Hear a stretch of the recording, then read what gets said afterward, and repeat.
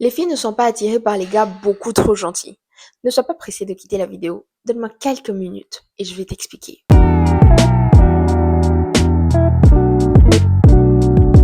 Allez les amis, j'espère que vous allez bien. Moi je vais très bien et je suis très contente de pouvoir vous retrouver aujourd'hui au travers de cette nouvelle vidéo. Je vais commencer par faire un petit disclaimer. Je suis pas en train de dire que les filles n'aiment pas le gars bien. Je suis pas non plus en train de dire que les filles n'aiment pas les gars, voilà, qui prennent soin d'elles, qui s'occupent d'elles, qui pensent à elles, qui montrent de l'affection d'une façon ou d'une autre. Et je ne suis certainement pas en train de me ranger du côté des alpha males on Twitter ou Instagram ou TikTok qui sont tout le temps en train de dire aux gars, si vous êtes gentil, vous servez à rien, il faut être méchant avec les filles, les traiter bizarrement, c'est le seul moyen pour qu'elles puissent vous valoriser ou vous respecter. Absolument pas. Si vous êtes sur la chaîne depuis longtemps, vous savez que c'est complètement contre les valeurs que je prône ici. Si vous n'êtes pas de la chaîne, faites un tour et puis revenez suivre cette vidéo. D'accord? On commence. Alors, qu'est-ce que je vais dire par un gars trop gentil? Un gars trop gentil, moi, je le définis tout simplement comme ce gars-là qui est prêt à tout pour rendre la fille heureuse, littéralement. Hein. Le gars, il va sacrifier son confort, il va sacrifier les choses qui lui coûtent, il va, voilà, tout faire pour rendre la fille heureuse, il ne va rien lui refuser, il va tout lui donner, etc. Alors là, vous êtes en train de m'entendre et vous vous dites sûrement, oh, le problème avec ça. En fait, le problème n'est pas tellement dans les actions que la personne fait.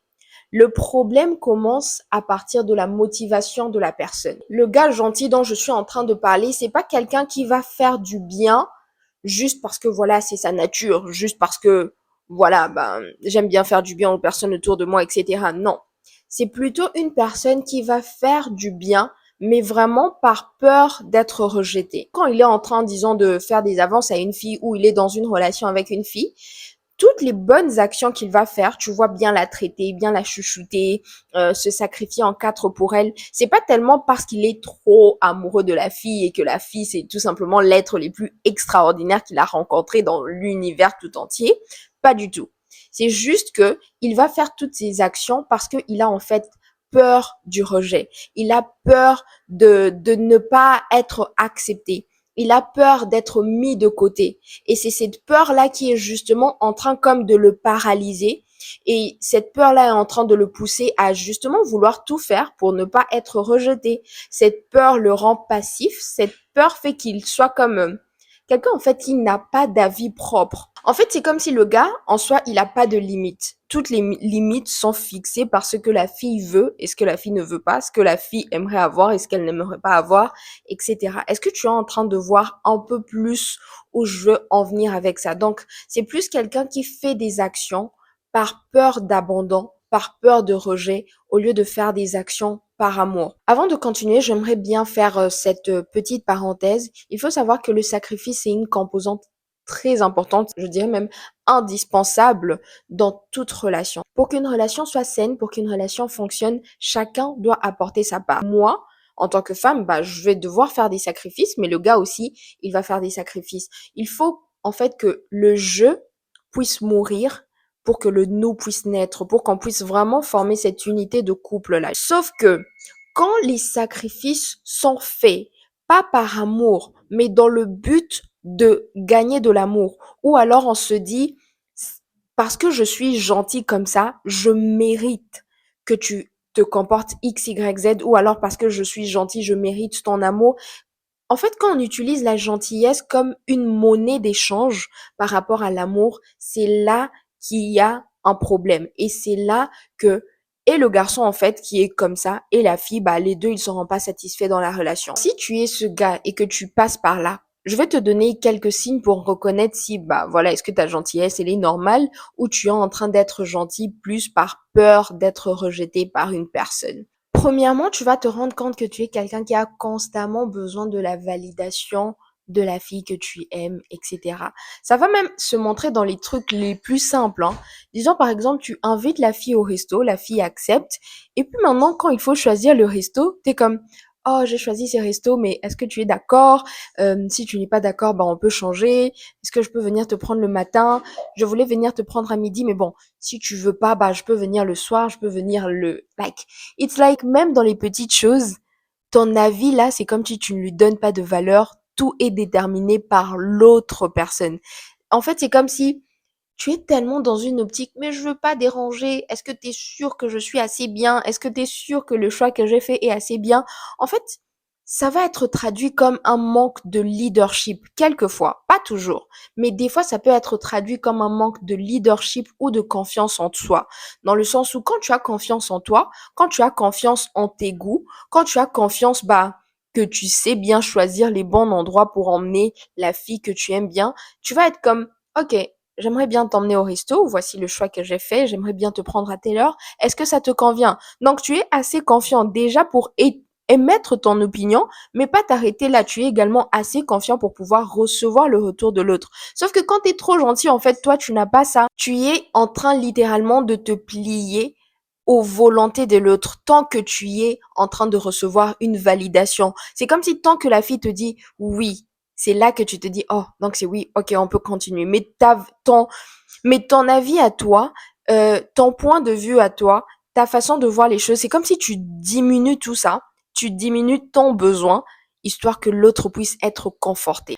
Deuxièmement, tu veux tellement plaire que tu ne fais même pas attention à si on te plaît. En fait, tu veux tellement aimer la personne ou alors donner l'impression que tu aimes la personne que toi-même, tu ne prends même pas un temps de pause et te dire, attends, est-ce que même la fille ici m'aime? Est-ce que la fille ici, elle me plaît? C'est vrai que je veux qu'elle m'aime, mais est-ce que moi, je l'aime? Tu n'as pas le temps de faire ça.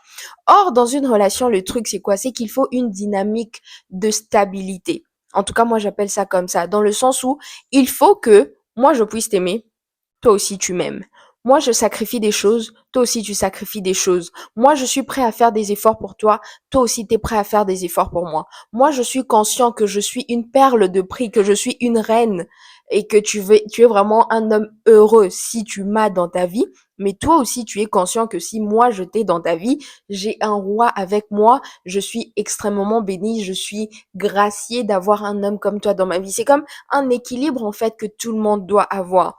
J'ai du prix et je suis consciente de mon prix. Je sais ce que tu as quand tu m'as dans ta vie, mais ce n'est pas que moi. Toi aussi, tu as ça. Sauf que quand tu es une personne trop gentille, en tout cas dans le sens que je suis en train de dire, en fait, c'est comme si l'autre là, c'est littéralement l'être humain le plus extraordinaire que tu n'as jamais vu. Toi, t'es rien. Tu vois, c'est comme si l'autre, c'est comme wow. Troisièmement, tu as peur d'avoir des conversations difficiles. Tu vois, il y a des gens, quand il y a des défis, c'est comme si la personne demande rapidement pardon.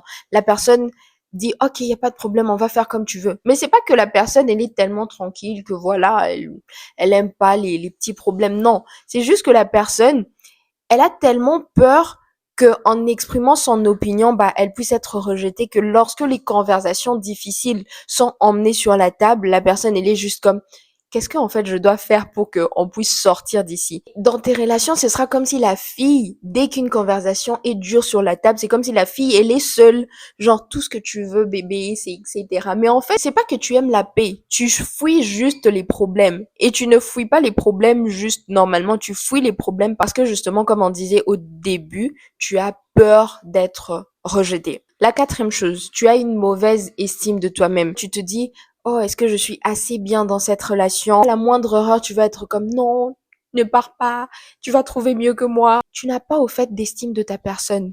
Tu ne valorises pas assez ce que toi tu apportes dans la relation. Tu ne valorises pas ton apport dans la vie d'une personne. Ton niveau d'estime là, bouf, il est à zéro. Oui, il y a des gars qui ont une mauvaise estime d'eux-mêmes. Le cinquième signe qui peut te montrer que tu es dans ce cas-là, c'est tout simplement le fait d'être désespéré. Paraître désespéré, c'est comme je disais, tu es prêt à supprimer tes besoins tant que la relation est gardée. Tu es prêt à te mettre en arrière tant que la relation, elle est là, elle est tranquille. Tu vas accepter de prendre les responsabilités de tout. La fille va mal te parler, tu vas être comme, oh non, c'est moi qui t'ai énervé, désolé, je vais changer ça. La fille va ne pas être respectueuse. Toi, t'es comme, oh, c'est moi qui ai commencé, désolé, on va changer ça. Tu es juste trop désespéré et tu es prêt à tout pour que cette relation ne puisse pas être brisé. Quand je suis en train de le dire comme ça, c'est très facile de pouvoir vous dire, mais attends, ça c'est trop exagéré. Comment est-ce que quelqu'un va tomber dedans? Mais la réponse, elle est simple. C'est les blessures de l'âme. Les blessures de l'âme, je vous assure, ça pourrit la vie, ça pourrit les relations. Par exemple, dans le cas d'un gars qui est trop gentil, ah bah tu vas te rendre compte que je vais parler d'abord de l'enfance parce que les plus grosses blessures, ou en tout cas les blessures qui nous impactent vraiment beaucoup, hein, ce sont les blessures qu'on a quand on est enfant, soit entre 0 et 7 ans. Prenons un exemple simple. Si tes parents étaient assez absents, ou alors si tes parents, tu ne savais jamais quand est-ce que papa sera à la maison ou maman sera à la maison, tu n'étais jamais conscient ou alors confiant dans est-ce que maman sera disponible pour moi aujourd'hui ou non? Est-ce que papa sera disponible pour moi aujourd'hui? Est-ce que papa va réagir quand je vais lui raconter telle chose qui s'est passée à l'école? Au fait, quand il y a un certain niveau d'absence de la part des personnes que tu valorisais beaucoup quand tu étais enfant, ça va créer comme une sorte d'anxiété lorsqu'il s'agit des relations qui nécessitent une certaine intimité.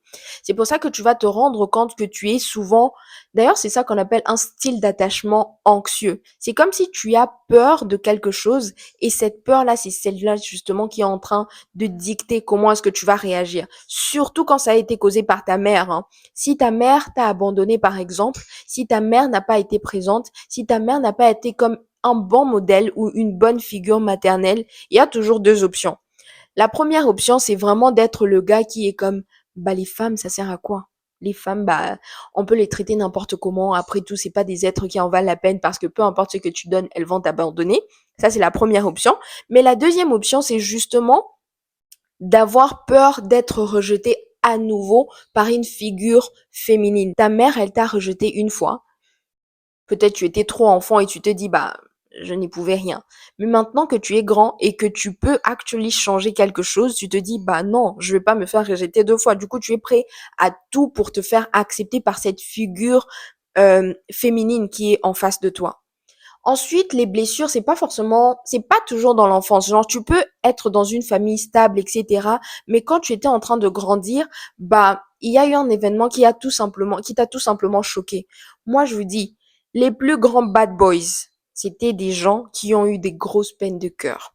Genre, une peine de cœur, quand tu ne la gères pas bien, c'est vraiment quelque chose qui peut te transformer à un niveau, tu n'as aucune idée.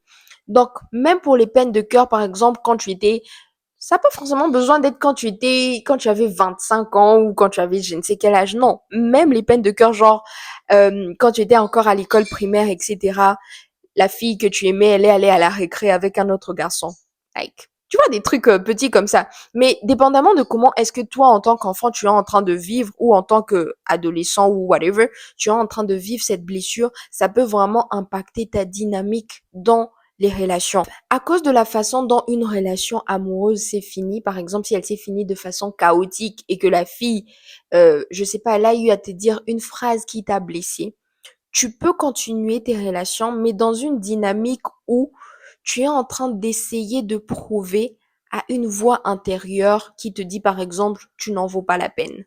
Tu ne mérites pas X, Y. Tu es en train d'aller dans tes relations, en train de faire des choses, pas pour l'autre personne, mais pour prouver à la voix intérieure que tu entends que non, moi j'en vaux la peine. Ou alors tu entends constamment la phrase que cette fille-là t'avait dit qui t'a blessé. Et c'est ça que tu es en train d'essayer d'éviter dans toutes tes relations. Mais c'est quoi les risques en fait quand tu es dans une dynamique comme ça? Allez la famille, j'espère que vous allez bien. Pour vous laisser digérer ce qu'on a dit jusqu'ici et juste vous laisser vous remettre en question un peu, je mets une pause à la vidéo, mais je vous donne rendez-vous lundi pour la suite. Si vous aimeriez avoir cette suite beaucoup plus tôt, laissez-moi des commentaires et je vais mettre ça pour vous. D'accord ?